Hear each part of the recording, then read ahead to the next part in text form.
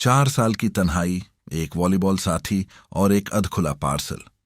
यह कहानी सिर्फ सर्वाइवल की नहीं बल्कि इंसानियत की सबसे गहरी परतों की है। मैं हूं तुम्हारा नैरेटर आई, जहां हर फिल्म बनती है एक कहानी,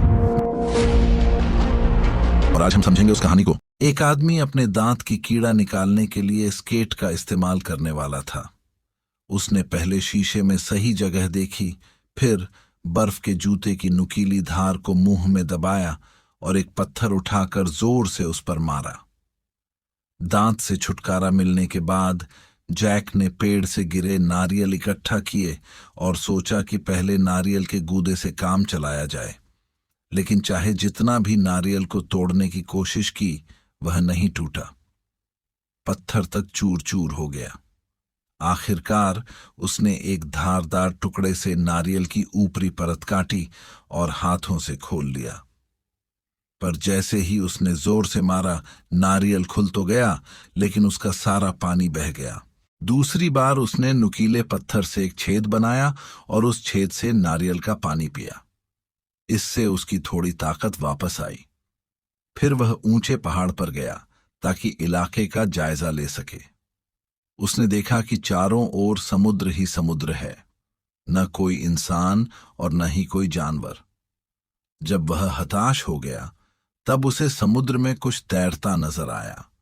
वह भागकर गया तो देखा कि वह एक दुर्घटनाग्रस्त विमान का पायलट था, जिसकी लाश समुद्र में गल चुकी थी। जैक ने दुख सहते हुए उसकी चीजें निकाली। जूते, जो थोड़े छोटे थे लेकिन ठीक किए जा सकते थे, एक टॉर्च और एक तस्वीर जिसमें उसके परिवार के लोग थे। जैक ने उसे दफनाया, तस्वीर उसकी जेब में रखी और एक कब्र बनाई। टॉर्च की मदद से अब वह रात को अपनी पत्नी की तस्वीर देख सकता था, जो उसे यात्रा से पहले दी गई थी। वे दोनों शादी करने वाले थे, लेकिन यह टापू उनकी किस्मत बदल चुका था। फिर उसे कुछ पैकेट मिले। एक में पुराने टेप थे, दूसरे में तलाक के पेपर, एक में बॉल और एक में स्कर्ट। कुछ भी काम का नहीं था। आखिरी पैकेट पर एक पंख बना था, जिसे उसने खोला नहीं और जीने की उम्मीद के रूप में रख लिया। उसने बची हुई चीजों से घर जैसा ठिकाना बनाया। फिर उसने एक केकड़ा पकड़ा, लेकिन जब उसका कच्चा मांस देखा तो वह उसे खा नहीं पाया।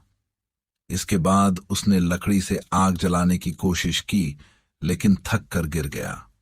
फिर उसने एक बार फिर कोशिश की, लेकिन हाथ में चुभ गया।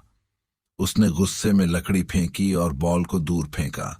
जब उसने बॉल पर अपने खून के निशान देखे, उसने उसमें आंख मुंह बना दिए और उसका नाम रखा विल्सन। अब विल्सन उसका एकमात्र साथी था। उसी की प्रेरणा से अगली बार जब उसने लकड़ी रगड़ी तो धुआं निकला और आखिरकार आग जल गई। अब वह केकड़े को पकाकर खाने लगा।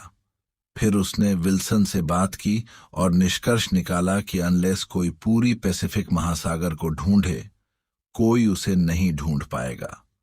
समय बीता और 4 साल हो गए। जैक अब पूरी तरह से टापू की जिंदगी में ढल गया था। से लड़ पड़ा क्योंकि उसे अपना अतीत याद आ गया। लेकिन फिर उसने माफी मांगी और समझा कि अगर विल्सन न होता तो वह पागल हो जाता। 1 महीने बाद वह टापू छोड़ने के लिए तैयार था। उसने अपना नाम पत्थर पर लिखा, विल्सन को बेड़े के सामने बांधा और वह अनपैक्ड पैकेट लेकर निकल पड़ा। वह लहरों से लड़ता रहा, लेकिन कुछ ही दिनों में तूफान आया और बेड़े की हालत खराब हो गई। तूफान के बाद उसे एहसास हुआ कि विल्सन बह गया है।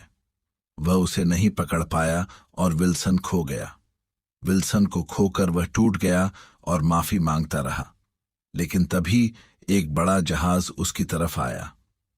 1 महीने बाद वह घर वापस आया, लेकिन उसकी प्रेमिका अब किसी और की पत्नी बन चुकी थी। कंपनी ने उसके लिए पार्टी रखी थी, लेकिन वह खुद को अजनबी महसूस कर रहा था। उसने अपने पुराने घर, पुरानी चीजें देखी, जैसे कि एक हीटिंग लाइट, और सब कुछ बदला हुआ लगा। उसे अब बिस्तर से ज्यादा ठोस जमीन पर सोना अच्छा लगता था। फिर वह अपनी पूर्व प्रेमिका से मिला।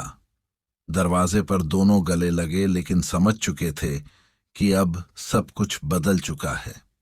उसने अपनी पुरानी कार उसे लौटा दी और चला गया। महिला भावुक हो गई।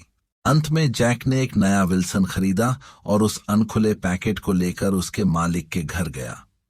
वहां के गेट पर वही पंख वाला निशान था। मालिक घर पर नहीं था, तो जैक ने पैकेट बाहर रखा और एक धन्यवाद नोट लिखा, क्योंकि उसी पैकेट ने उसे जिंदा रहने की उम्मीद दी थी। उसे नहीं पता था कि उस पैकेट में एक वाटरप्रूफ, बिना चार्जिंग के चलने वाला डिवाइस था, जिसमें वीचैट आईडी और जीपीएस ट्रैकर भी था। जैक की ये जंग खत्म हुई, लेकिन ऐसी कहानियां हर कोने में छुपी हैं और मैं उन्हें आपके सामने लाता रहूंगा।